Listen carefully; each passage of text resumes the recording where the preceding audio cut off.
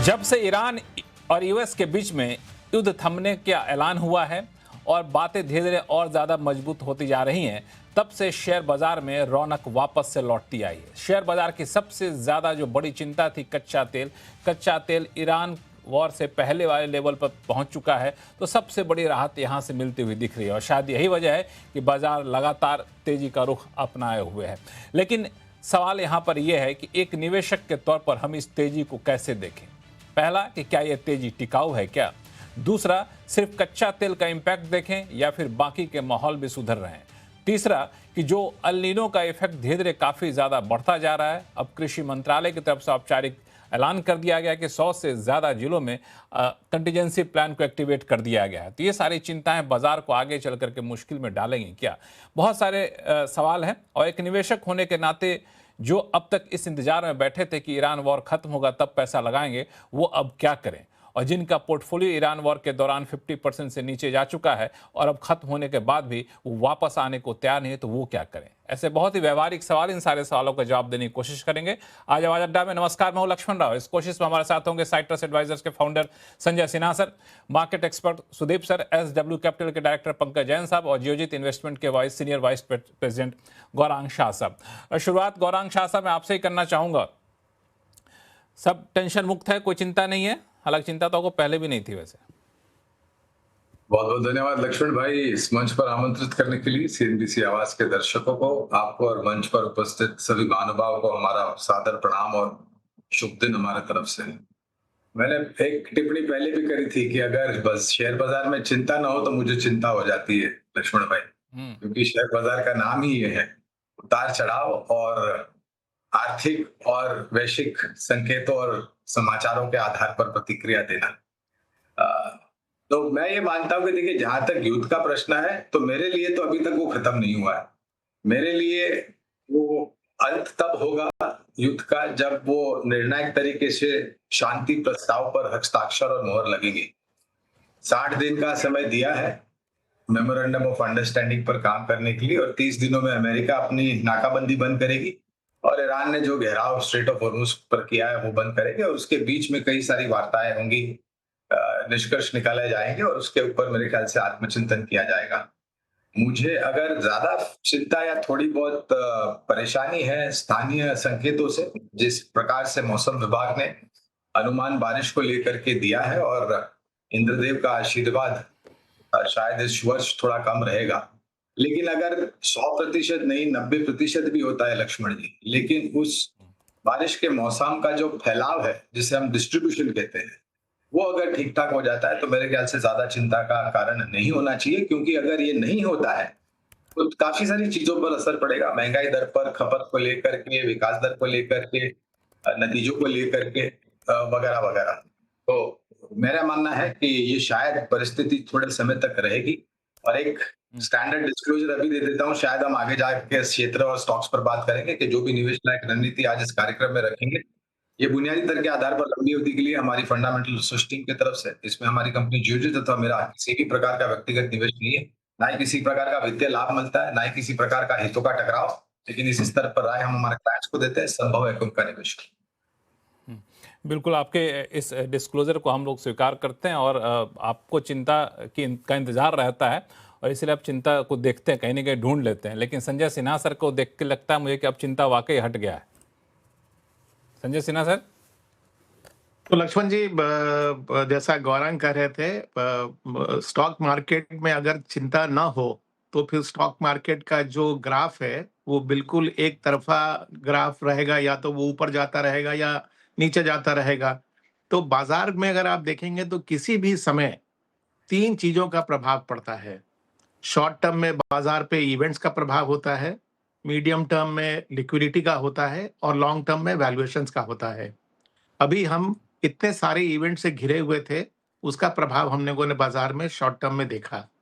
Liquidity का जहां तक सवाल है, जिस तरह से फॉरेन पोर्टफोलियो इन्वेस्टर्स की सेलिंग भारतीय बाजार में होती आ रही थी, वो हमारे लिए एक ओवरहैंग रहा बाजार के लिए, जिसका काउंटर पॉइंट रहा डोमेस्टिक फ्लोज। लेकिन पिछले महीने जिस तरह से म्यूचुअल फंड के आंकड़े आए, आपने देखा होगा कि जो नेट इक्विटी इनफ्लो है वो मंथली SIP से कम है। यानी कि नेट लेवल पे रिडेम्पशन ज़्यादा हुए, इनफ्लोज़ कम आए। तो क्या ये ट्रेंड महीना दर महीना इसी तरह से चलता रहेगा, तो फिर ये लिक्विडिटी के तरफ एक नेगेटिव चिंता ज़ाहिर कर सकता है। इसी के लिए हमें इस फैक्टर को कुछ महीनों तक देखना पड़ेगा कि डोमेस्टिक इन्वेस्टर का जो विश्वास है भारतीय बाज़ार में, वो किस तरह से स्टेडी है।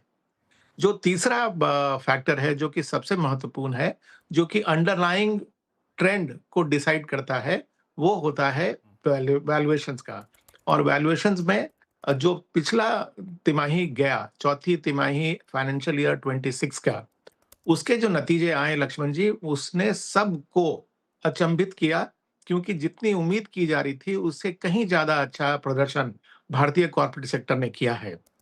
अब हम जून के करीब-करीब अंत पे आए हैं और अगले 15 दिन के अंदर नतीजे आने शुरू हो जाएँगे पहली तिमाही के। ये तिमाही जो गुज़रा, ये बहुत ही डिफ़िकल्ट रहा है ग्लोबल इकोनॉमी के लिए और भारतीय इकोनॉमी के लिए ख़ास करके रहा है। इसमें देखना पड़ेगा कि क्या रेज़िलियंस भारतीय कॉर्पोरेट्स ने दिखाया इस डिफ़िकल्ट माहौल में और वो आगे के लिए क्या अपनी अपेक्षा जताते हैं। वो मेरे ख़्याल से एक महत्वपूर्ण फैक्टर है जो कि मेरे ख़्याल से नियर टर्म में अगले कम से कम 3 महीने जब तक कि हम फेस्टिव सीज़न में नहीं घुस जाते ये डिसाइड करेगा कि बाज़ार की दिशा क्या होगी। रही बात जो ओवरहैंग अभी भी है ये 60 दिन का जो समय दिया गया है इस मेमोरेंडम ऑफ अंडरस्टैंडिंग को, तो अगर उसका देखें तो उसका नियर टर्म इम्पैक्ट तो भारतीय बाज़ारों के लिए और भारतीय इकोनॉमी के लिए बहुत अच्छा है क्योंकि जिस तरह से क्रूड की गिरावट हुई है, ये भी अप्रत्याशित है। किसी ने एक्सपेक्ट नहीं किया था कि इस तरह से क्रूड के दाम $70 पर बैरल के आसपास पहुँच जाएँगे और जिस तरह की अटकलें लगाई जा रही हैं कि भारत जिस भाव पे रशिया और ईरान से प्रोक्योर करेगा तेल, वो शायद इससे भी कम लेवल का होगा। तो मैक्रो इकोनॉमिक तौर पे जो चिंताएँ पहले जताई जा रही थी भारतीय बाज़ार के लिए, वो कम हो गई। तो मेरे ख्याल से अगर मॉनसून का ओवरहैंग नेगेटिव है, तो क्रूड का भाव नीचे गिर जाने का जो पॉजिटिव टेलविंड है, वो दोनों एक-दूसरे को किस तरह से काउंटर बैलेंस करते हैं, ये भी एक महत्वपूर्ण फैक्टर होगा। नहीं, बड़ा इंटरेस्टिंग सा पॉइंट आपने उठाया कि मानसून खराब होने की वजह से महंगाई बढ़ने का जो खतरा है उसको कुछ हद तक कच्चे तेल की कीमतों में गिरावट जो वो बैलेंस कर रहा है। तो ये किस तरह से इसको देखा जाए, खासतौर से वैसे सेक्टर को लेकर के सुदीप सर, जिन सेक्टर पे इंटरेस्ट रेट में बढ़ोतरी या कमी का असर पड़ता हो। लक्ष्मण जी बिल्कुल ठीक संजय जी ने कहा। पर मैं इसमें एक तो शब्द जोड़ना चाहूंगा। देखिए ये जो एमओयू साइन हुआ है इसके बाद 60 दिन का टाइम है जिसमें डील क्लोज करना है। सारे जो मुद्दे हैं वो वहां पे रेज होगा और डील क्लोज होने की संभावना है। पर यहाँ पे एक बहुत बड़ी चीज जो चेंज हुआ है पिछले वेस्ट एशिया वार शुरू जब हुआ 28 फरवरी को और आज में हॉर्मुज स्ट्रेट को लेके। पहले ये एक मुद्दा ही नहीं था कि ये हॉर्मुज स्ट्रेट कभी बंद नहीं होता था, ये खुला रहता था, वहां से शिपिंग लाइन्स आना जाना रेगुलर था जैसे बाकी दुनिया के शिपिंग लेन्स में है। पर ये जो वार है ये ईरान के पास एक नया टूल जिसका उपयोग वो करेंगे हर हर अपॉर्चुनिटी पे, हर क्राइसिस पे वो ये टूल यूटिलाइज करेंगे। और जब भी ये स्ट्रेट बंद किया जाएगा तभी भी कच्चे तेल के दाम पे असर आएगा, दुनिया की इकोनॉमी पे असर आएगा और ये एक नया समस्या आने वाले दिनों के लिए तैयार हो गया ट्रम्प साहब का ये ईरान अटैक करने के बाद से। तो ये हम लोगों को ध्यान में रखना पड़ेगा कि वोलेटिलिटी जो हम लोग पहले डील करते थे एक नया एंगल उसमें जुड़ गया है और इसके कारण बीच-बीच में आपको देखने को मिलेगा और ये 60 दिन के अंदर भी मुझे लगता है बहुत बार ये स्थिति आएगा जबकि हॉर्मुज स्ट्रेट बंद कर दिया जाएगा, जब भी ये डील में कुछ गड़बड़ है ऊपर नीचे होगा। तो इसको ध्यान में रखना होगा कि वोलेटिलिटी खत्म नहीं हुआ, वोलेटिलिटी कभी भी वापस आ सकता है। अब दूसरी बात है, जैसे संजय जी ने कहा मॉनसून कम होने के कारण जो समस्याएं इकोनॉमी में होगी उसका जो नेगेटिव असर है वो कुछ हद तक कच्चे तेल का प्राइस कम होने से न्यूट्रलाइज हो सकता है और ये बिल्कुल सही बात है। और इस पे हम लोगों को जरूर कंसिडर करना पड़ेगा। और इंडियन मार्केट भी अगर आप एक तरह से देखेंगे, मॉनसून का इतना जो संकट, इतना जो समस्या चल रहा है, इसके बावजूद कच्चे तेल का प्राइस कम होने से मार्केट हैज बीन रिजॉइसिंग। पिछला 7-10 दिन देखिए, market is gradually inching up, mood, माहौल, मोमेंटम सब कुछ पॉजिटिव हो गया है। अच्छा, एफआईआईज ने बिकवाली बंद नहीं किया और डोमेस्टिक इंस्टीट्यूशन थोड़ा बहुत खरीदारी अभी भी कर रहे हैं। इसके बावजूद मार्केट का मूड, माहौल और सब कुछ ऊपर की तरफ जा रहा है। तो ये स्थिति इंडिया के लिए इंप्रूव सिग्निफिकेंटली हुआ है। पिछली बार जब आपसे आवाज अड्डा में बात कर रहे थे तब और आज में इंडिया का सिचुएशन, मैक्रो इकोनॉमिक पोजीशन सब इंप्रूव हुआ है। पर ये सब उम्मीद होने के करें कि बाद जब भी अगला आवाज अड्डा करें तो और ज्यादा इंप्रूव होता हुआ दिखे यहाँ पे। जी सॉरी, जी, अपनी बात पूरी कर लीजिए, फिर पंकज जैन सर के पास चलेंगे। पर मैं इसमें यही कह रहा हूं कि अभी भी जो कमी है वो है एफआईआई का पार्टिसिपेशन। वो कमी अभी भी पूरा होते हुए दिख नहीं रहा है, क्योंकि जो समस्याएं उनका इन्वेस्टमेंट को लेके है, जो कि relative attractiveness of Indian equity और उसका रिटर्न विजावी कोरिया, ताइवान, यूएस और ऐसे इकोनॉमी का में मार्केट में जो रिटर्न मिल रहा है, वो समस्या खत्म नहीं हुआ। दूसरा जो एआई रिलेटेड जो समस्या है, हमारे यहाँ कोई AI related company, LLM model जिनके पास है, ऐसा कोई कंपनी या डायरेक्टली एआई रेवोल्यूशन के साथ जुड़ा हुआ कोई कंपनी नहीं है, तो अट्रैक्टिवनेस उसके कारण भी कम है। तो एफआईआई की तरफ से बहुत बड़ा कोई इनवर्ड मूवमेंट मुझे दिख नहीं रहा है, जिसकी कमी जरूर कहीं ना कहीं जाके महसूस होगा। तो ये दो मुद्दा मैं यहाँ पे रखना चाहता था कि इस पे हम लोगों को आने वाले दिनों में भी ध्यान रखना पड़ेगा। एक, वोलेटिलिटी आगे भी देखने को मिलेगा। दूसरा, एफआईआई का समस्या खत्म नहीं हुआ। अब मुझे लगता है एफआई की समस्या एक है, और यहाँ पे लगता है कि हम लोग खुद ही आगे चलकर इतना स्ट्रांग होते जाएं कि एफआई को लय कि अब यहाँ पे आना चाहिए। और एफआई को शायद ये भी लग रहा है कि अभी थोड़ा बाहर रहेंगे तो डर के सरकार शायद टैक्स वैक्स और घटा दे, तब फिर आया जाएगा तो दबाव बनाया जाए। तो खैर एफआई जाने एफआई क्या चाहते हैं। लेकिन जो बाजार में मूड माहौल सुधरा है पंकज जैन साहब, वो कितना टिकाऊ आपको लग रहा है?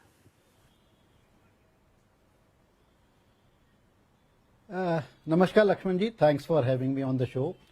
देखो, मैं इसको इस चीज में समराइज करूंगा, जैसे कि एक तो feel good factor definitely market में इंप्रूव हुआ है। और मार्केट में अगर हम देखें पिछले 15 दिन में 3-4 जो चेंजेस आए हैं मार्केट में हुआ है। एक तो गवर्नमेंट ने जो ये एफसीआई डिपॉजिट्स की जो स्कीम निकाली थी, आई थिंक काफी एनकरेजिंग स्कीम है।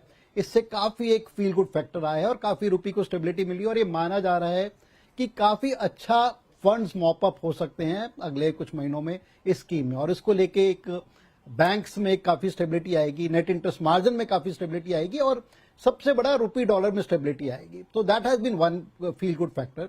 उसके बाद ये जो एमओयू साइन हुआ है, ठीक है, एक फ्रेजाइल ट्रूस है between US and Iran, and we are back to what we were about few months back, जो था कि भाई ठीक है, हॉर्मूज कंडीशंस के साथ खुला हुआ है, crude is back to 72, 73। Rather अब क्रूड के साथ ऐसी बातें आ रही हैं कि crude could fall down much in a much bigger way, क्योंकि हमें नहीं भूलना चाहिए आज से 5-6 महीने पहले ईरान का क्रूड मार्केट में नहीं था, वेनेजुएला का क्रूड मार्केट में नहीं था, और जो ये वॉर हुई उससे जो काफी देशों ने अपने जो एक जो यूज ऑफ पेट्रोलियम प्रोडक्ट्स है उस पर जो कुछ एक कदम उठाए, उससे थोड़े से कंजम्पशन में भी असर आया।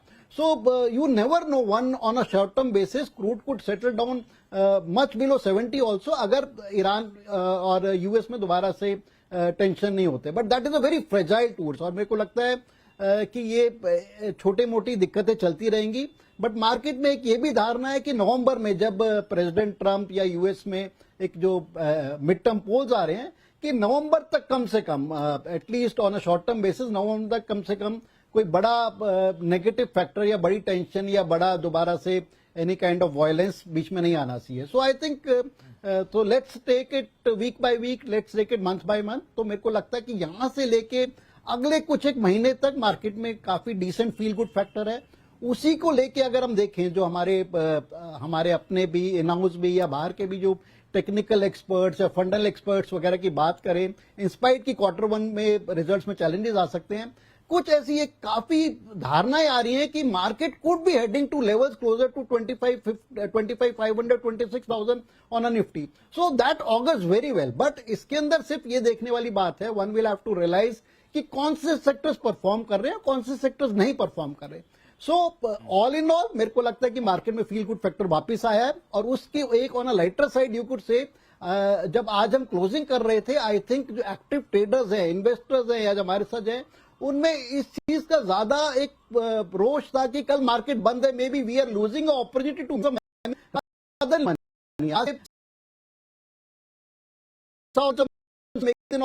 नहीं होगा. But I think come back, traders have come back to the only hope and funds की एक्टिविटी, ठीक है, अपनी एक्टिविटी, सेलिंग एक्टिविटी और फैक्टर मार्केट में वापस आया. कितना सस्टेनेबल है, कितना आगे तक जाता है, वक्त बतलाएगा. But I think we are more optimistic on market rather than being talking about stagnation और पेसिमिज्म इन द मार्केट. बिल्कुल आपने सही कहा. जब मार्केट में पैसा बन रहा हो तो लोगों को तो घड़ी जो है बड़ी तेज से चल रही होती है, और जब पैसा डूब रहा होता तो घड़ी थमती हुई रह जाती है. तो ये लोगों को रहता है कि बाजार थोड़ा देर और खुला रहा है, फिर जल्दी बंद हो जाए. लेकिन एक सवाल आप ही से पूछूं, फिर मैं बाकी मेहमानों के पास जाऊंगा. पंकज जैन साहब, अगर मैं थोड़ा सा स्पेसिफिक पे आऊँ तो कच्चे तेल का गिरना ब्याज दर से रिलेशन को देखते हुए आपके हिसाब से कौन से सेक्टर को एक अच्छा बूस्ट यहां से मिलता हुआ दिख रहा है? देखो लक्ष्मण जी, इसमें कोई बहुत ज्यादा रॉकेट साइंस नहीं है. आई थिंक सबसे सीधा डायरेक्ट असर जो एक इंटरेस्ट ड्रिवन फैक्टर्स हैं, जो अगर हम बात करें, बिल्कुल डायरेक्ट बात करें, I think banking sector should rejoice, जो कि एक थम्स अप हम देखने को मिल रहा है. NBFC sector should rejoice. और जो एक मार्केट में एक आज से कुछ हफ्ते पहले ऐसे लग रहा था कि we are actively heading towards rise in interest rate kind of a scenario rather than any cutting down of interest rate. मेरे को लगता है कि उस चीज को बढ़ावा मिलता है. आरबीआई गवर्नर तो खैर पहले भी कह रहे थे कि I mean no hurry to, या there is no active talks of increasing the interest rate. But तो मेरे को लगता है उस चीज को बढ़ावा मिलता है. और जिस तरह से हम देख रहे थे रैपिडली हमारी करेंसी गिरे जा रही थी, क्लोजर टू 97 आ गई थी, उस चीज में काफी स्टेबिलिटी देखने को मिली. और ये माना चाह रहा है कि उसमें और स्टेबिलिटी मिलेगी. Rather I been talking to few persons who are based in Gulf and outside, जो ये 3 से 5 साल की जो एफसीएनआर स्कीम लगाई है, मैंने कहा इसमें जो सारा जो रुपी डेप्रिसिएशन का जो हिट अगर होता है तो गवर्नमेंट ऑफ इंडिया को लगेगा. But there is a talk कि इट मे सो हैपन कि next 3 to 4 years our rupee में स्ट्रेंथन अ बिट, और गवर्नमेंट को ज्यादा हिट ना लगे, जो जिस तरह के अब हम आगे इकोनॉमी फोर्सी कर रहे हैं. So I think those are very complex kind of question and answer. But मेरे को लगता है जो आपने कहा कि इस चीज का सबसे डायरेक्ट असर मेरे को लगता है कि बैंकिंग स्टॉक्स पे, एनबीएफसी स्टॉक्स पे, रियल एस्टेट स्टॉक्स पे है, एंड ओवरऑल इकोनॉमी पे आई थिंक पड़ना चाहिए. एंड वंस एफआईज को भी रियलाइज होता है कि our economy is back to the path of growth, crude का जो असर था अब पॉजिटिव असर देखने को मिलेगा. Monsoon is the only factor. अगर मॉनसून जिस तरह से मॉनसून ने अब वेस्टर्न रीजन में दस्तक दे दी है, दिल्ली में भी अब छोटी मोटी बारिश देखने को मिल रही है, that is adding to the feel good factor of the longer weekend. So I think this is one sector जिसमें डायरेक्टली असर होगा. उसके अलावा देर आर 3, 4, 5 एक्टिव सेक्टर जहां पर हम देख रहे हैं लोगों का अच्छा पैसा बन रहा है. और उन सेक्टर्स में जो एक सबसे बड़ा एक कॉमन चीज है, apart from the growth is one of the common factor. उन सेक्टर्स में ग्रोथ देखने को मिल रही है अच्छी कंपनी में. उसके अलावा दो sectors are not large cap sectors, जहां पर अगर हम देख रहे हैं एफआईज की जो एक डैम्पनेस आ रही है, जो एफआईज की सेलिंग आ रही है, which tends to dampen the spirit, वो लार्ज कैप स्टॉक्स हो, चाहे वो टेक्नोलॉजी स्टॉक्स हो, चाहे वो बैंकिंग स्टॉक्स हो, चाहे वो एनबीएफसी स्टॉक्स हो, या बड़े ऑटोमोबाइल स्टॉक्स हो. आई थिंक वहां पर हम देख रहे हैं, and that is the reason. अगर हम म्यूचुअल फंड्स की परफॉर्मेंस की भी देखें तो large cap funds have not been able to do anything in last 12 months और 18 months, but mid cap funds, small cap funds, they are back into activity. कुछ mid cap funds तो अपने 52 week high के आसपास पहुंच गए हैं. So that is the reason. उसका रीजन कोई बहुत ज्यादा दिमाग लगाने वाली बात नहीं. It is to be seen, क्योंकि लार्ज स्टॉक्स में एफआई सेलर हैं तो वहां पर डैम्पनेस आ जाती है. बट गुड मिड कैप जहां पर सेक्टर्स में अच्छे हैं वहां पर अच्छा पैसा बन रहा है, and that is what we are trying to guide our clients.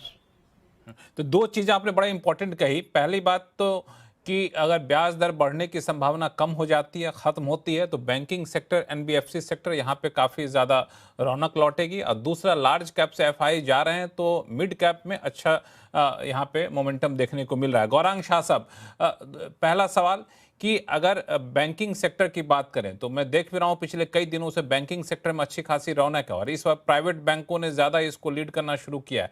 आप कहाँ स्कोप देख रहे हैं? लक्ष्मण जी देखिए, मैंने हर बार जब कभी भी हम हमारे चैनल सीएनबीसी आवाज पर आते हैं या फिर सहयोगी चैनल सीएनबीसी बाजार या सीएनबीसी टीवी 18 पर आते हैं, तो हमने बहुत स्पष्ट रूप से एक बात रखी है सामने कि अगर आप शेयर बाजार में निवेश करते हैं और आपके पास एक पोर्टफोलियो है, तो उस पोर्टफोलियो का एक बहुत ही महत्वपूर्ण अंग जो है वो वित्तीय क्षेत्र होना चाहिए, जहां पर सक्षम और मजबूत चुनिंदा सरकारी बैंक, उसी तर्क पर निजी क्षेत्र के बैंक और उसी तर्क पर एनबीएफसी।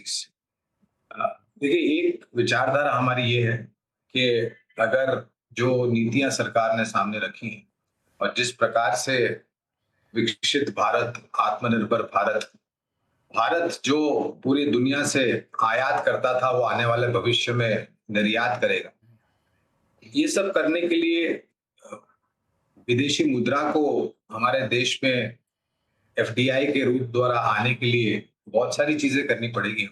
और उस परिस्थिति में मेरा ये मानना है दो क्षेत्र की बहुत ही अनिवार्य होगा योगदान देना। पहला तो है वित्तीय क्षेत्र और दूसरा है ऊर्जा क्षेत्र। तो मैं तो ये मानता हूं कि कम से कम वो निर्भर करता है कि निवेशक की समय कितना है, उम्र क्या है, जोखिम झेलने की क्षमता कितनी है और कितना मुनाफा उनको कमाना है, लेकिन कम से कम 15 से 20% निवेश जो है पोर्टफोलियो का वो वित्तीय क्षेत्र थोड़ा ज्यादा भी कर सकते हैं। आप आपके दर्शकों की सोच और समझ को सरल करने के लिए मैं कुछ नाम भी दे देता हूं। पहले मैं एनबीएफ से शुरुआत करता हूं, तो श्रीराम फाइनेंस और Bajaj finance as a standard disclosure SEBI का जो भी है उसको सामने और मान देते हुए, बजाज फाइनेंस और श्रीराम फाइनेंस एनबीएफसी में से, सरकारी बैंकों में से स्टेट बैंक ऑफ इंडिया और बैंक ऑफ बड़ौदा, निजी क्षेत्र बैंक में से मुझे एक दिग्गज बैंक पसंद करनी हो तो नतीजों के आधार पर जो हमने रुझान देखा है तो आईसीआईसीआई बैंक, तुलना अगर हम करते हैं एचडीएफसी बैंक या एक्सिस बैंक के साथ, उन दोनों पर भी खरीदारी की राय, लेकिन आईसीआईसीआई बैंक और एक छोटी मझोली बैंक है दक्षिण भारत स्थापित फेडरल बैंक। तो एक मेरे ख्याल से एक अच्छा सा पोर्टफोलियो वित्त क्षेत्र का खड़ा हो सकता है। तो ये एक अच्छा सा पोर्टफोलियो यहाँ पे दिख रहा है। हमारे साथ सुदीप सर हैं। सुदीप सर, ये जो बैंकिंग सेक्टर की सर ने बात करी, इसके अलावा इन्होंने पावर सेक्टर की बात की थी। पावर पे बहुत इन्होंने डिटेल दिया नहीं। पावर पे आप कहाँ पे देख रहे हैं? क्योंकि पावर पे हम लोग जो फील कर रहे हैं वो है कि रिन्यूएबल एनर्जी पे काफ़ी ज़्यादा फोकस है। इन सब के बावजूद पावर कंजम्पशन काफ़ी ज़्यादा बढ़ रहा है, पावर के ढेर सारे ट्रांसमिशन लाइन बिछ रहे हैं, तो पावर में बहुत सारा सेक्टर होता है। आपको कहाँ पोटेंशियल दिख रहा है? पिछले कुछ दिनों से पावर इक्विपमेंट कंपनियां काफ़ी अच्छा कर रही हैं। लक्ष्मण जी, गौरंग भाई ने बिल्कुल सही कहा। पावर क्षेत्र में हमारा भी पॉजिटिव व्यू है और हम लोगों को लगता है कि एक secular positive trend entire power sector में देखने को मिल रहा है और ये अगला 5-10 साल तक चलेगा। अगर आप किसी भी बड़े पावर कंपनी की अनाउंसमेंट पे ध्यान दें, अब अदानी पावर का, अदानी ग्रुप का कल एजीएम था तो उन्होंने 45 गीगावाट नया पावर कैपेसिटी लगाने की बात की। एनटीपीसी की तरफ से भी सिमिलर ऐलान आया हुआ है। टाटा पावर की तरफ से भी बहुत बड़ा ऐलान आया हुआ है। तो बहुत बड़ी कैपेसिटी क्रिएशन इंडिया में होने जा रहा है अगला 5-10 साल में। और ये कैपेसिटी क्रिएशन इस पे ट्रेडिशनल एनर्जी, रिन्यूएबल एनर्जी दोनों का हिस्सा रहेगा। अगर आपने ध्यान दिया होगा, एक समय हम लोग कहते थे कि ट्रेडिशनल एनर्जी का दिन खत्म हो गया, कोल बेस्ड पावर प्लांट और नहीं लगेगा, बॉयलर की जरूरत नहीं है, सिर्फ रिन्यूएबल पे होगा। पर आज वो स्थिति नहीं है। आज रिन्यूएबल पे भी जबरदस्त काम हो रहा है। साथ में जो ट्रेडिशनल एनर्जी है, जो जो जो जो कोल फायर्ड जो प्लांट्स है वहां पे भी काम हो रहा है, गैस फायर्ड प्लांट्स पे काम हो रहा है, हाइड्रो एनर्जी पे काम हो रहा है, हर तरफ काम हो रहा है। और हमारे इतना बड़ा देश का जो रिक्वायरमेंट है वो मीट करने के लिए हर तरह की एनर्जी चाहिए होगा। और इसको अगर हम ध्यान में रखें तो मुझे लगता है जो पावर प्रोड्यूसर्स है यहाँ पे जरूर आपका ध्यान रहना चाहिए। और इनमें से मुझे बहुत दिनों से, पिछला शायद एक 1.5 साल से मैं कह रहा हूँ कि एनटीपीसी मुझे बहुत अच्छा लगता है और मुझे लगता है यहाँ पे जरूर खरीदारी करना चाहिए। रिलेटिवली प्राइस भी अट्रैक्टिव है। ये बात बिल्कुल सही है कि पिछले 1 डेढ़ साल से पावर सेक्टर ने अच्छा रिटर्न नहीं दिया है, पर इसका मतलब नहीं है कि आगे नहीं देगा। मुझे लगता है आगे अच्छा रिटर्न मिलेगा। अच्छा, इतना बड़ा पावर कैपेसिटी आने वाले दिनों में क्रिएट होने जा रहा है, इसकी फंडिंग के लिए पावर फाइनेंशियर्स जो है उनका बहुत बड़ा रोल होगा। तो पीएफसी, आरईसी, ठीक है, आगे मर्जर भी हो जाएगा, पर पीएफसी, आरईसी और इरेडा, इन तीनों में अच्छा ट्रैक्शन दिख रहा है। पावर इक्विपमेंट मैन्युफैक्चरर जिसका जिक्र आप भी कर रहे थे, वहां पे अच्छा ट्रैक्शन देखने को मिला है और आने वाले दिनों में भी ये ट्रैक्शन बरकरार रहेगा। और देखिए, पावर जो इक्विपमेंट मैन्युफैक्चरर है उनके लिए और एक अपॉर्चुनिटी है ग्लोबली जो सप्लाई चेन उसके साथ इंटीग्रेटेड होने का। हमारे यहाँ हिताची एनर्जी देखिए, सीमेंस देखिए, जी वर्नोवा देखिए, इन सब के लिए जो पेरेंट कंपनी है उनका नेटवर्क का इस्तेमाल करके मेक इन इंडिया का बेनिफिट लेने की संभावना है, apart from catering to local demand. तो मुझे तो लगता है हालांकि ओवरऑल पॉजिटिव मोमेंटम इस सेक्टर में अगला 5 से 10 साल देखने को मिलेगा। हाँ, हड़बड़ा के अगर आप कोई बोले कि आज मैं इन्वेस्ट करूं 7 दिन में, 6 महीने में क्या प्रॉफिट होगा, वो बताना मुश्किल है। पर एक लॉन्ग टर्म के लिहाज से अगर कोई इस सेक्टर में निवेश करे, उसको अच्छा खासा मुनाफा मिलेगा। हालांकि मैं इसको दो तीन नज़रिए से देख रहा था, क्योंकि एक तो जिस तरीके से सिर्फ इंडस्ट्री नहीं, इंडस्ट्री या फिर घरेलू चीज़ें व्यवस्थित होती हैं तो वैसे पावर कंजम्पशन बढ़ता जाता है। और दुनिया के बाकी देशों के मुकाबले अगर तुलना करी तो भारत में सालाना देखें तो प्रति व्यक्ति 1200 से 1400 यूनिट की खपत यहाँ पे होती है, जबकि दुनिया के बाकी देशों में कई गुना ज़्यादा है। एवरेज औसत तो आप 6400 यूनिट प्रति व्यक्ति की होती है। तो पोटेंशियल काफ़ी ज़्यादा दिखता है। संजय सिन्हा सर। बिल्कुल सही लक्ष्मण जी। अगर आप टॉप डाउन बेसिस पे देखें तो पावर सेक्टर की जो अपॉर्चुनिटी है वो स्ट्रक्चरल और सेक्युलर अपॉर्चुनिटी है। लेकिन कई बार ऐसा होता है कि जो टॉप डाउन अपॉर्चुनिटी दिखता है वो नॉर्मली जरूरी नहीं है कि वो स्टॉक मार्केट के प्राइसेस में ट्रांसलेट हो। उदाहरण के तौर पे अगर आप देखेंगे तो इंश्योरेंस भी भारत में एक सेक्युलर और स्ट्रक्चरल अपॉर्चुनिटी है, लेकिन इंश्योरेंस क्षेत्र के जो स्टॉक्स हैं उनका प्रदर्शन बिल्कुल लैकलस्टर रहा। क्यों ऐसा क्यों होता है? ऐसा कई बार होता है कि अगर उस सेक्टर पे रेगुलेशन का ओवरहैंग रहा तो निवेशक थोड़े सहम जाते हैं कि कहीं ऐसा ना हो कि शॉर्ट टर्म में कोई रेगुलेटरी चेंजेस हो और उसके कारण सेक्टर की आउटलुक बदल जाए। जहां तक पावर सेक्टर की बात है, तो पावर सेक्टर में तो नो डाउट स्ट्रक्चर अपॉर्चुनिटी है और उसने, अगर आप पिछले 3 साल का प्रदर्शन देखें तो भले ही रोटेशनल तौर पे, मतलब कभी रैली आई फिर थम गई, फिर दोबारा रैली आई फिर थम गई, लेकिन ऑन अ 3 ईयर होराइजन हमारे ख्याल से पावर सेक्टर के स्टॉक्स ने काफी अच्छा प्रदर्शन दिया है। तो इस सेक्टर को प्ले करने के लिए मैं कहूंगा लक्ष्मण जी कि इस सेक्टर को ना 4 सब सेक्टर में बांट दीजिए। पहला सब सेक्टर हुआ जनरेशन, दूसरा सब सेक्टर हुआ ट्रांसमिशन, तीसरा सब सेक्टर हुआ डिस्ट्रीब्यूशन और चौथा सब सेक्टर हुआ एंसिलरी। तो इनमें अगर आप देखेंगे तो चारों सेक्टर में काम हो रहा है। जहां पर जिस तरह से आपने कहा कि भारत में औसतन 1200 से 1300 यूनिट की खपत होती है, वेयर इंटरनेशनली ये खपत करीब 9000 यूनिट की होती है। तो जैसे जैसे भारत में इनकम लेवल बढ़ेंगी, हम ज्यादा अप्लायंसेस खरीदेंगे, तो नो डाउट पावर का डिमांड बढ़ेगा। प्लस साथ ही साथ दो और चीजें हो रही है ना लक्ष्मण जी। एक तो ये कि हम बहुत तेजी से इंडस्ट्रियलाइज कर रहे हैं अपने देश को, मैन्युफैक्चरिंग पर हमारा फोकस है, तो उसमें भी पावर की खपत होगी। और दूसरा जो एक मेजर कंजम्पशन का सेक्टर आएगा वो होगा डेटा सेंटर। तो देयरफॉर जनरेशन कैपेसिटी एक्सपैंड होगी, उसमें कोई शक नहीं। बाजार जनरेशन में जो ट्रेडिशनल सोर्सेज ऑफ पावर रहे हैं, जो फॉसिल फ्यूल के द्वारा प्रोड्यूस किए जाते थे, उसके बदले में जो रिन्यूएबल सोर्सेज ऑफ एनर्जी है उसको वैल्यूएशन ज्यादा देती है। और आपने देखा होगा अभी हाल के दिनों में ज्यादातर जो प्रोजेक्ट्स अनाउंस हो रहे हैं वो रिन्यूएबल के हो रहे हैं। इनफैक्ट अगर रिलायंस का भी अगर आप हाल का एजीएम आपने अगर सुना होगा तो उनकी एक मैसिव कैपेसिटी सोलर की सेटअप हो रही है गुजरात में। तो मेरे ख्याल से इस सब सेक्टर में डेफिनेटली अपॉर्चुनिटी है, लेकिन जो हियर एंड नाउ अपॉर्चुनिटी है विद इन पावर वो मेरे ख्याल से ट्रांसमिशन सेक्टर में है, क्योंकि वहां पर काम ऑलरेडी चालू है और बहुत ज्यादा हमको काम करना है। डिस्ट्रीब्यूशन सेक्टर में थोड़ी एक्टिविटी आई और उसका प्राइस डिस्कवरी बहुत जल्दी हो गया, तो मैं थोड़ा उस सेक्टर में अभी कॉशियस हूँ। लेकिन जो चौथा सब सेक्टर मैंने कहा एंसिलरी का, जो कि सपोर्ट कर रही हैं इन तीनों सेक्टर को बाय इक्विपमेंट की सप्लाई या फिर सर्विसेज की सप्लाई, वो सेक्टर मेरे ख्याल से आज बहुत प्रॉमिसिंग है। लेकिन साथ ही साथ मैं ये भी कह दूं कि इसके स्टॉक्स की वैल्यूएशन भी रिच है। हो सकता है कि इनकी वैल्यूएशन यहां से भी और रिच हो जाए, प्रोवाइडेड अगर उनकी अर्निंग्स उसको सपोर्ट करेंगी, तो इसमें और भी आपको अप ट्रेंड दिखता रहेगा। एक दूसरा सेक्टर जो गौरांग शाह साहब ने कहा था वो था आपको बैंकिंग सेक्टर को लेकर के। पंकज जैन साहब, बैंकिंग में भी जैसे इन्होंने संजय सर ने बांटा, वैसे मैं भी बैंकिंग में 3-4 सब सेक्टर देख रहा होता हूँ।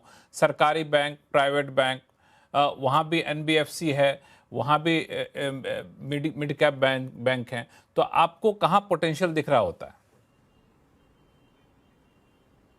देखो लक्ष्मण जी, बड़ा स्कैटर्ड हैगा इसके अंदर ना। To use one brush to paint everything in banking sector, I think थोड़ा डिफिकल्ट सिनेरियो होगा। इसमें हमारा व्यू पॉइंट काफी क्लियर है, and that is what we have been guiding our clients. इसमें अगर हम देखें, we are more optimistic bullish on bigger banks. अगर हम जो देखें, अगर हम अभी जो रिसेंट में जो गवर्नमेंट ने अनाउंसमेंट की FCNR डिपॉजिट के लेके, अगर उसी को एक हम एग्जांपल लेके चलें, तो इसमें यह माना जा रहा है कि ज्यादातर mopping up of the funds, अगर 70 से 80% mopping up the funds would be done by the 3-4 bigger banks, जिनका प्लेटफॉर्म बड़ा है, जिनका ब्रांड बड़ा है, और जहां पर लोगों को ज्यादा एक विश्वास हैगा कि if I am committing bigger funds, it is absolutely dead safe in those kind of things. So just to name a few, जैसे स्टेट बैंक ऑफ इंडिया हुआ, ICICI बैंक हुआ, HDFC बैंक हुआ, I think these are the banks which would tend to command the stability.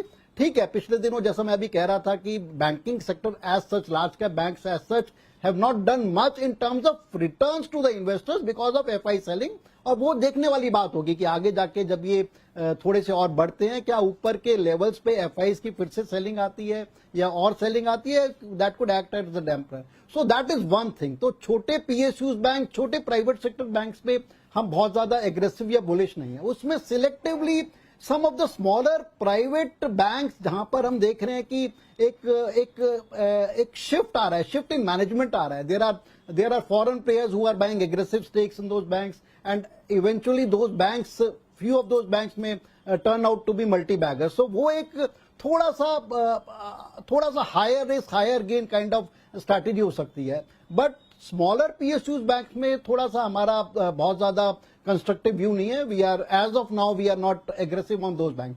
NBFC में भी जैसे जो larger NBFCs हैं, जो 3-4 बड़े दिग्गज NBFCs है, who are aggressively embracing the technology, AI को बहुत अच्छी तरह embrace कर रहे हैं, अच्छी ग्रोथ दे रहे हैं, मैनेजमेंट अच्छा है, सो वहां पर भी I think it's a no brainer kind of thing. ठीक है, ±5-7% करेक्शंस आते रहेंगे, but ultimately down the line अगर 1-1.5-2 साल के बाद आप देखेंगे तो मेरे को लगता है कि काफी अच्छे रिटर्न मिलेंगे। That is what we have been guiding our investors. उसके अलावा लक्ष्मण जी, मैं एक चीज और ऐड करना चाहूंगा, जैसे अभी आप को पैनलिस्ट से पूछ भी रहे थे, there are 2-3 aggressive sectors which are available with us, जहां पर हम ग्लोबल लीडर्स हैं। ग्लोबल लीडर्स नहीं भी है तो हम एग्रेसिवली ग्लोबल लीडर्स उसमें बन रहे हैं। हमारे पास क्वालिटी है, क्वालिटी मैनेजमेंट है, क्वालिटी मैन पावर है। और उस सेक्टर्स को अगर हम देखें, auto ancillary, I think we are sort of giving auto ancillary products to the globe. अगर हमारे जहां पर देखें जिस तरह की कैपेसिटी है, जिस तरह की क्वालिटी है, आई think that is one sector जिसपे हम सुपरली बुलिश हैं।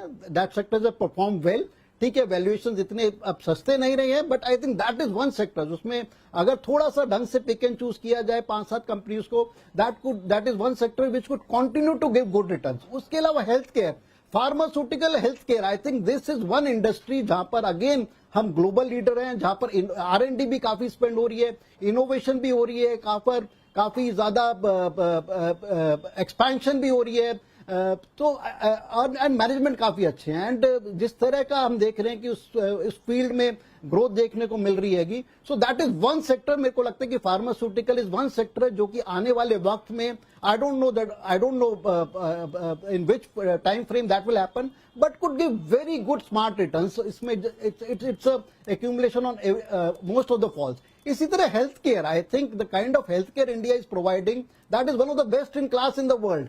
So that is one sector. और इन तीनों चारों सेक्टर में एफआईज की बहुत ज्यादा ओनरशिप नहीं है, रादर अंडर ओनरशिप है, तो वहां पर यह भी डर नहीं है कि उनकी बहुत बड़ी सेलिंग आ जाएगी।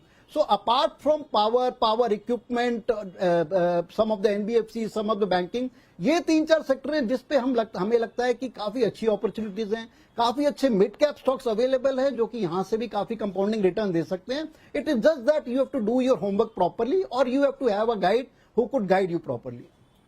दरअसल मैं यही पूछना भी चाह रहा था, क्योंकि सेक्टर देना और बाकी हम लोग एनालाइज करते हैं कि लॉन्ग टर्म शॉर्ट टर्म कहाँ पे रिटर्न आया, कहाँ पे रिटर्न नहीं आया, कहाँ पोटेंशियल है, लेकिन बहुत सारे जो टेंशन थे वो दूर हो गए हैं। तो चूंकि आप लोग तो बहुत सारे इन्वेस्टर से मिलते होंगे, आपके क्लाइंट होते होंगे, आजकल उन लोगों के मन में चल क्या रहा है? गौरांग शाह से कुछ बताइए ऐसी बात जो आमतौर पर आप पर्दे पे बताते नहीं हैं। जो आते हैं लोग सब आज तक क्या आपसे क्या पूछते हैं कि अब क्या करना है? कुछ पूछते हो, कुछ डिफरेंट सवाल, कुछ उन लोगों के मन में क्या चल रहा होता है? पिछले कुछ सालों में आम निवेशक की जो सोच समझ और अनुभव है वो बहुत ऊपरी स्तर तक गया है। आज से कुछ सालों पहले अगर 4-5% बाजार में करेक्शन आ जाता था तो लोग दौड़ दौड़ के शेयर बेचने की बात करते थे। आज के तारीख में बड़ा परिवर्तन हुआ है और ये मैं जमीनी स्तर पर जो हम निवेशकों को जागरूक करने का अभियान चलाते हैं वहां पर हम अहम भूमिका निभाते हैं। काफी भारत भ्रमण होता है हमारा। पिछले हफ्ते ही हम कर्नाटका में थे और लोगों से मिला मैं, और पहले सवाल था कि क्या बेचूं, अब सवाल आता है कि क्या खरीदूं, या फिर कोई सक्षम और मजबूत कंपनी हमारे पोर्टफोलियो में है, क्या उसमें और जोड़ना चाहिए या नहीं जोड़ना चाहिए। और कुछ ऐसे भी निवेशक होते हैं जहां पर ये जो माहौल चल रहा था और जो क्षेत्र प्रभावित हुए उबलते हुए कच्चे तेल के दाम को लेकर के या फिर नेचुरल गैस एलपीजी को लेकर के, तो वो हमको आकर के पूछते थे कि ये जो नीचे के तरफ के दायरे हम देख रहे हैं कुछ क्षेत्र में, चाहे फिर वो ऑटो क्षेत्र हो गया, उड़ान क्षेत्र हो गया, या फिर कुछ हद तक मेटल सेक्टर वगैरह, वो ये पूछ रहे थे कि एक कॉन्ट्रा कॉल लेने का ये समय है क्या। तो ये निर्भर होता है लक्ष्मण भाई, हर एक निवेशक एक ही विचारधारा, एक ही सोच, एक ही जोखिम झेलने की क्षमता से नहीं चलते हैं। हर एक निवेशक की अलग अलग हाजमा होता है, अलग अलग जोखिम झेलने की क्षमता होती है और नजरिया अलग अलग होता है। तो जिनको ऐसा लग रहा था कि नहीं ये नीचे के तरफ के दायरे में लंबी अवधि का मौका है, तो हमने उस समय पर भी ऑटो क्षेत्र में निवेश करने की राय दी थी। एक उदाहरण देता हूँ, इंटरग्लोब एविएशन। पिछले साल 5 दिसंबर के आसपास मेरे ख्याल से वो घटना घटी थी, उड़ानें रद्द हुई थी, 3500 के आसपास पहुंच गया था अगर मेरी याददाश्त सही है, और आज देखिए कहां पर खड़ा है। तो ये यार दिसंबर और जून में ज्यादा अंतर नहीं है, ज्यादा समय नहीं हुआ। अगर आपने तब ये विचारधारा और हमने उस समय पर कुछ जो निवेशक के पास जोखिम झेलने की क्षमता है, हमने इंटरग्लोब में भी निवेश करने की राय दी थी। ऑटो क्षेत्र में जब कच्चा तेल उबल रहा था, लोग सोच रहे थे कि गाड़ियां पेट्रोल डीजल बेचना बंद हो जाएंगे, तब भी हमने राय दी थी। कुछ लोग सोच रहे थे कि खपत को लेकर के ये बारिश का मौसम अगर ऐसा हो रहा है तो शायद खपत क्षेत्र पर, चाहे वो फिर डिस्क्रिशनरी हो या नॉन डिस्क्रिशनरी हो, तो हमें लग रहा है कि तो ये निर्भर होता है लक्ष्मण भाई, ऐसा नहीं कि एक ही मापदंड सभी निवेशकों के लिए होता है। हाँ, लेकिन मेरा जो अनुभव रहा है, कभी कभी क्या होता है ना लक्ष्मण भाई, कि अगर बहुमत एक तरफ होता है और आप उस बहुमत से सहमत नहीं हो और आपकी विचारधारा विपक्ष की है, तो शेयर बाजार में कभी कभी विपक्ष में होना भी फायदेमंद साबित होता है। नहीं, विपक्ष में होना पता नहीं शेयर बाजार में फायदेमंद होता है, बाकी जगहों तो बहुत फायदेमंद होता नहीं है। संसद में विपक्ष में बैठी तो बहुत फायदा होगा शेयर बाजार की बात कर रहा हूँ। संजय सिन्हा सर, आपके पास इन्वेस्टर्स लोग आ रहे होते हैं, तो आजकल क्या पिछले 2-4 दिनों में क्या उनका मूड माहौल बदला है? कुछ लोग ऐसे भी हो कह रहे हैं कि देखिए मैं तो अभी रुका हुआ था कि ईरान वॉर खत्म होगा, बाजार सुधरेगा तब पैसा लगाएंगे, लेकिन बाजार तो 2-4 दिनों में रॉकेट होगा, अब तो पैसा लगाने का कोई मौका नहीं मिला। कुछ ऐसे भी अफसोस जताने वाले, या फिर कुछ ऐसे लोग जो आनंद फानंद में बेच के भाग गए हों वो अब निराश हो रहे हों? तो 2 ट्रेंड हैं लक्ष्मण जी जो दिख रहे हैं। एक तो जरूर ये बात हुई है कि जिस तरह का नेगेटिव माहौल आज से 3 सप्ताह पहले बना हुआ था, उसके कंपैरिजन में आज माहौल ज्यादा उत्साहित है। मूड पहले से बदल गया है, लोग पॉजिटिवली देख बहुत रहे तेजी हैं। से मूड बदला है।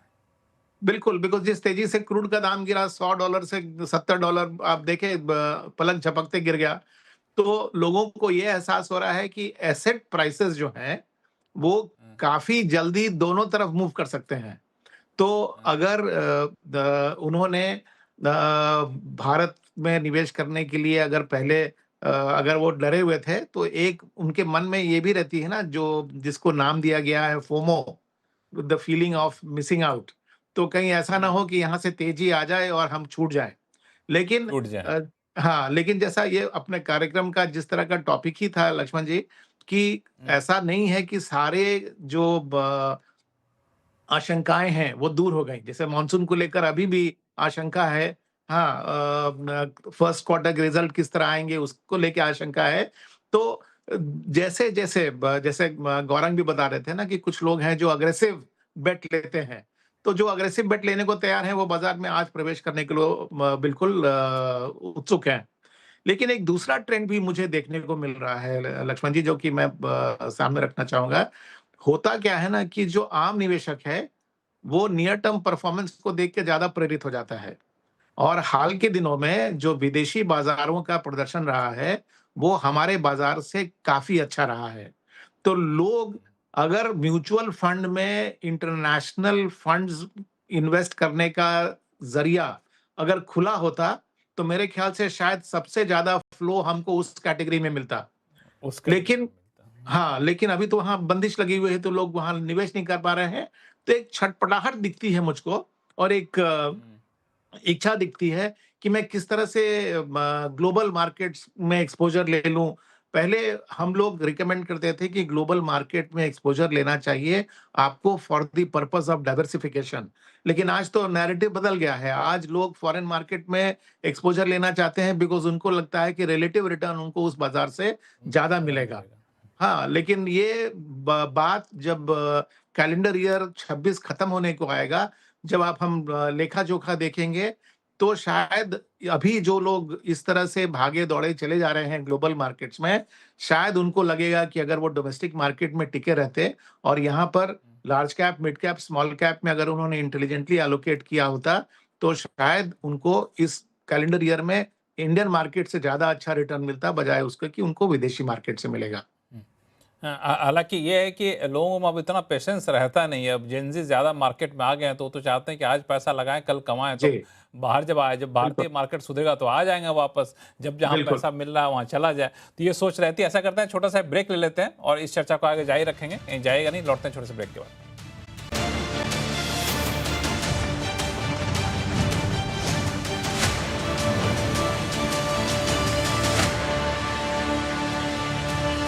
ब्रेक के बाद एक बार फिर से आपका स्वागत है। हम चर्चा करें कि बाजार की ये तेजी कितनी टिकाऊ है।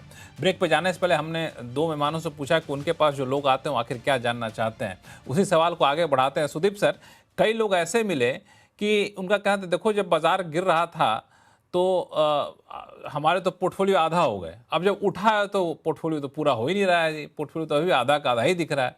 क्या माजरा है, क्या दिक्कत कहाँ आती है? देखिए, दिक्कत तो है large cap, small cap, mid cap, आप कहाँ पे हो और कैसा मोमेंटम मार्केट का है। जैसे देखिए, लार्ज कैप में बहुत जबरदस्त बिकवाली हुआ। इसका कारण क्या है? क्योंकि एफआईआई से जम के बिकवाली की है और एफआईआई के पास लार्ज कैप स्टॉक्स का क्वांटिटी ज्यादा था, तो उन्होंने बिकवाली की, तो नेचुरली लार्ज कैप में ज्यादा बिकवाली आया है। मिड कैप और स्मॉल कैप उतना इम्पैक्टेड नहीं है। तो मिड कैप, स्मॉल कैप में अगर आप सही कंपनीज में, सही सेक्टर में निवेशित हो, तो शायद आपका पोर्टफोलियो उतना खराब नहीं हुआ है। तो ये एक शंका रहता है।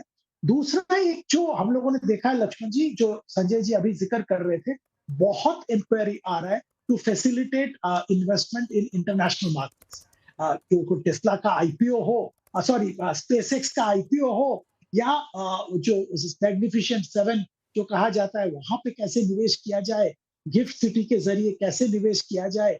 बहुत एक्साइटमेंट, बहुत इंक्वायरी फॉरेन मार्केट में इन्वेस्ट करने के लिए आ रहा है। हमारे यहाँ कुछ ब्रोकर्स ने गिफ्ट सिटी में अपना कामकाज भी शुरू किया है, तो इंक्वायरी तो बहुत आ रहा है। दूसरा एक चीज जो हम देख रहे हैं कि इंक्वायरी किस चीज के लिए आ रहा है? विदेश में निवेश करने के लिए, यूएस मार्केट में निवेश करने, यूएस में अभी आईपीओ में एफआई जा निवेश रहे हैं, करने अभी एफआई जा रहे हैं, डीआई भी चले जाएंगे क्या यहाँ से? के लिए। देखिए, ये तो बताना मुश्किल है, पर इंक्वायरी बहुत आ रहा है, जबरदस्त इंक्वायरीज आ रहे हैं और पंकज जैन सर, जेन्युइन आऊं आपके इंटरेस्ट है। पास भी। जेन्युइन जेन्युइन इंटरेस्ट है लक्ष्मण जी, ऐसा नहीं है कि जैसे मतलब हवा में इंक्वायरी, जेन्युइन इंटरेस्ट है, वो इन्वेस्ट करना चाहते हैं। तो ये एक ट्रेंड देखने को मिल रहा है। दूसरा एक चीज जो देखने को मिल रहा है कि जो कि बहुत ही अच्छा है कि जब मार्केट इतना गिरा था तब भी लोग आके पूछ रहे थे कि अच्छा मार्केट तो सर गिरा है, तो अभी कहाँ आपको लगता है 1 साल प्लस का नजरिया से निवेश किया जा सकता है। तो हम लोगों ने कुछ सजेशंस दिए और लोगों ने पैसा लगाया भी।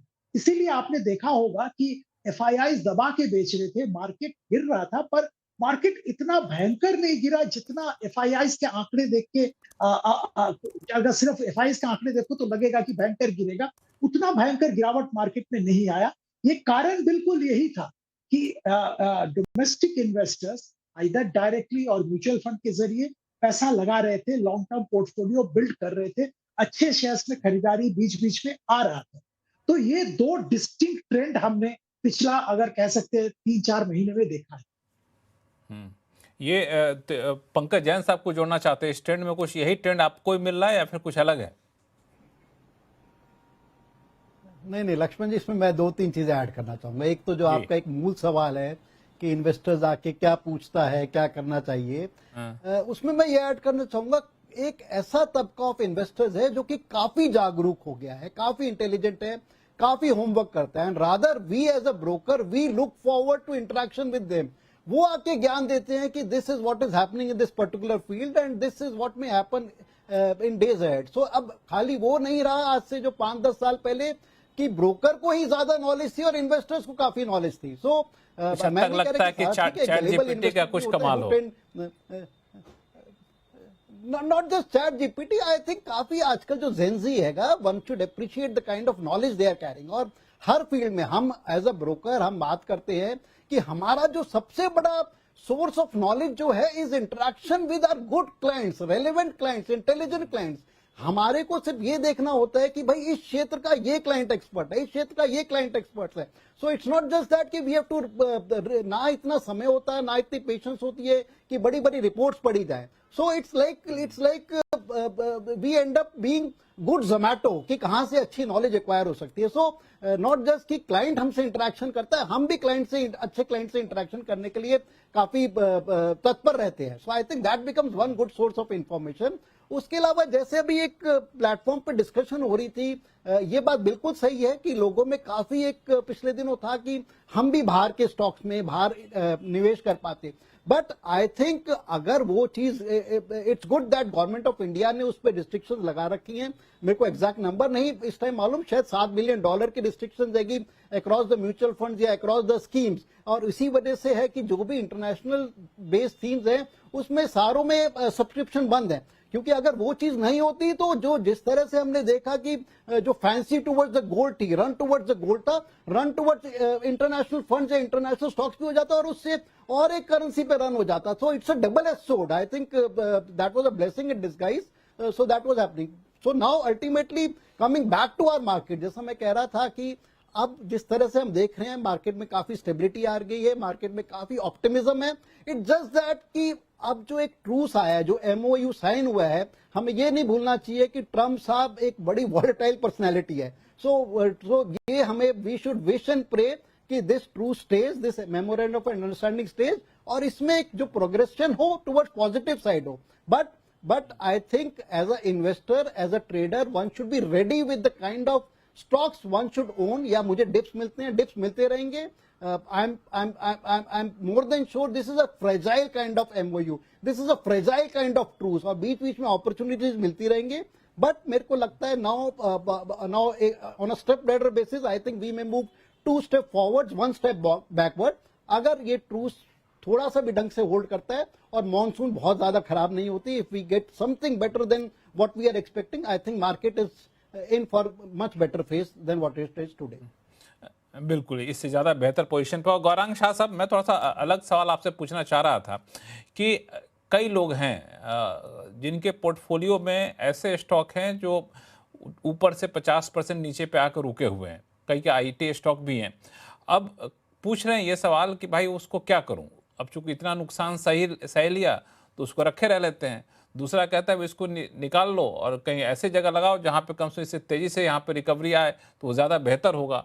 तो ऐसे लोगों के लिए क्या सलाह होना चाहिए? देखिए, सबसे पहले तो लक्ष्मण जी, ये 50% की गिरावट जब आपकी निवेश की पूंजी में आ जाती है ना, तो उसके ऊपर पहले तो मुनाफा कमाने की विचारधारा तो होनी नहीं चाहिए, क्योंकि आपको पहले ये देखना है कि आप 50% जो गवा चुके हैं उसको कैसे बचा सकें। तो आपके जो दिमाग की घंटी है ना, अलार्म जिसे हम कहते हैं, हम्म, वो पहले बजनी चाहिए थी। 50% अगर आप रुक जाते हैं तो फिर आप बाजी हार गए मेरे हिसाब से, पहली बात। दूसरी बात, हम्म, फिर वो कंपनी में कौन-सी कंपनी में निवेश किया है? क्या उसमें हम्म, किसी प्रकार की ऐसी परिस्थिति उभर के आ सकती है कि कोई बहुत बदलाव आ सके? फिर वो निर्भर करता है कौन-से क्षेत्र की कंपनी है, छोटी, मझौली, बड़ी, किस प्रकार की कंपनी है, वगैरह, वगैरह, वगैरह। तो मैं हमेशा ये कहता हूँ कि लोग इंतज़ार कर लेते हैं कि भई हाँ, आज नहीं तो कल नहीं तो परसों रिकवरी आ जाएगी। देखिए, एक बात सही है कि उम्मीद पे दुनिया टिकी हुई है, लेकिन शेयर बाज़ार में ज़रूरत से ज़्यादा उम्मीद रखना भी अनिवार्य नहीं होता। तो आपको निर्णायक तरीके से, और ये आपकी मेहनत से कमाई गई पूंजी है, आपने बचत की है इसकी। और जब आप निवेश करते हैं तो मैंने यही कहा पहले कि प्रश्न ये उठता है कि आप क्या निवेश करने से पहले प्रश्न पूछते हैं या निवेश करने के बाद? अगर आप निवेश करने के बाद पूछते हैं तो ना तो आपको तैरना आता है और आपने जहाज में से समुद्र में छलांग मार दी, और ना ही आपके पास पैराशूट है और आपने अच्छा, बहुत लोग ऐसे भी होते हैं जो निवेश करने के बाद सवाल पूछते हैं।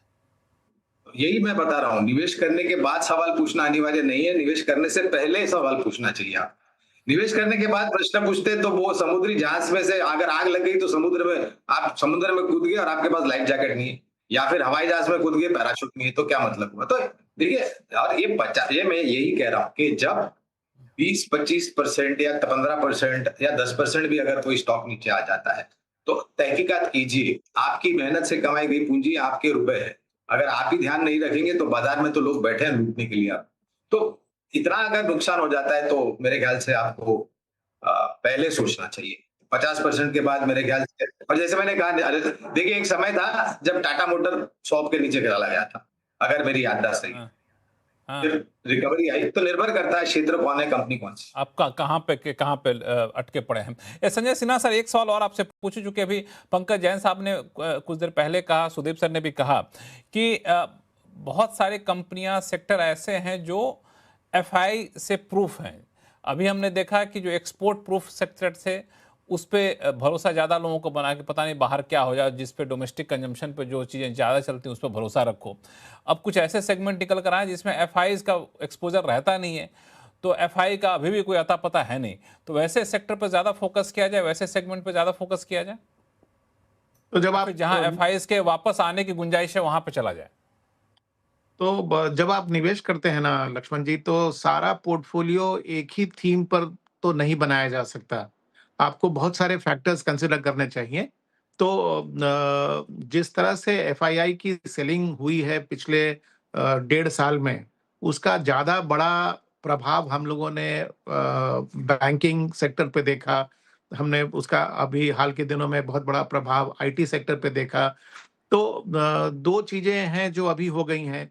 एक तो जब से रूपी में स्टेबिलिटी आया है, आपने देखा होगा कि एफआईआई की सेलिंग की इंटेंसिटी कम हो गई है और कम हो कुछ-कुछ दिनों में वो पॉजिटिव भी हो गए हैं।